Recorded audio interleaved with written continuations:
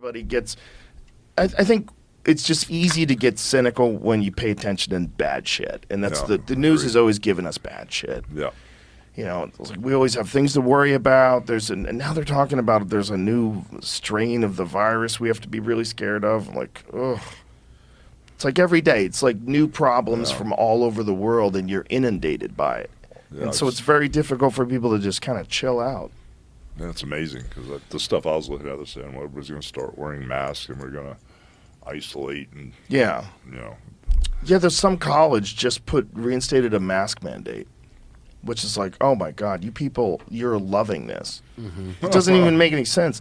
Because if you're a college, that would mean you're an institute for higher education. If you're an institute for higher education, wouldn't you be paying attention to the latest data? Oh, yeah. And if you were, you would realize that masks don't have a significant impact. That's not statistically significant.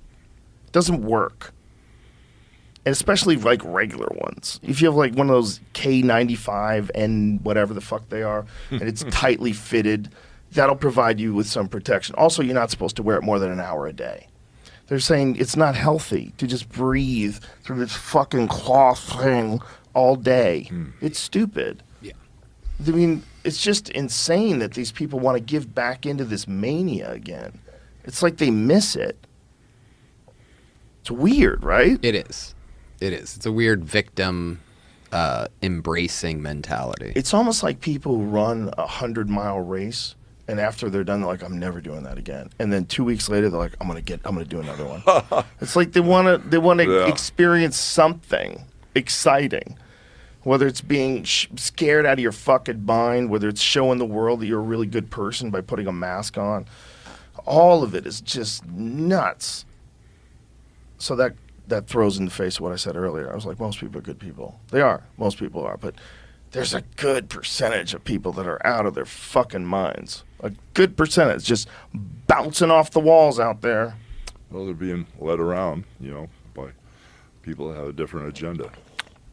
It's also shocking how easy it is to just get people to just to believe nonsense. Like, hardly any work has to be involved. It's not something like they don't. They just kind of, as long as like experts on TV say it, they go, okay, we're in. And then when it's proven that they're wrong, there's no sort of reconciliation. There's no moment where they go, well, now I'm not. Now I'm gonna like look at other news sources. Now I'm gonna see if there's any experts and scientists that disagree with certain things. But most people are just like, you know, if you're 40 years old, you got a mortgage, you got kids, you're working all day, you don't have time. You don't have time to be paying attention to this shit. You know, we're very fortunate that we're comics, so we have the day to do whatever the fuck we want, and we can read things that maybe, you know, we send each other or watch a documentary or something and get a new perspective. But the more I do that, the more I get bummed out. Right. It's like I don't want to hear more about the opioid crisis. I don't want to hear more about just nonsense that's happening in the world. It's just... You know, I don't know, man. It's just a very uncomfortable moment for this country, for people in general, I think. I just don't think that this access to information, the way we get it, is good for us. I think it just freaks us out. I think there's just too much going on all the time. Well, if I were to look back, even, I was going to say 5 years ago, but if I look back a year ago, I would never have dreamed where we would be where we are now with all the insanity that's going on. Yeah, it's very strange. It's like we're kind of awakening to, first of all, how connected we all are, and we're also being integrated to AI, and really quickly. This chat GPT shit, people are getting busted using it for school papers already, and it's just so easy to get this thing to do work for you. It's like, why would I do this? Why would I do it? And you can kind of see where the writing on the wall is going. It's like, boy, that shit's overwhelming. First of all, it overwhelms people's emotions with the social media, and self-harm is up, and suicides among young girls are up from that, and they think that there's a direct connection to social media and what it does to kids. But as it gets more and more invasive, I mean, it's going to become a part of us. And we're kind of the last generation that's ever going to remember what it was like before the internet. We're the last generation.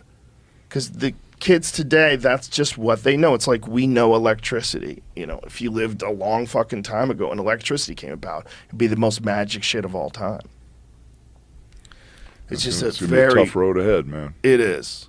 But for a guy like you that, you know, came up pro wrestling in the 1970s, I mean, for you to have gone through all that wildness and to get to where you are today, where there's people are watching pro wrestling matches on YouTube instantaneously on your phone, it's a pretty amazing journey.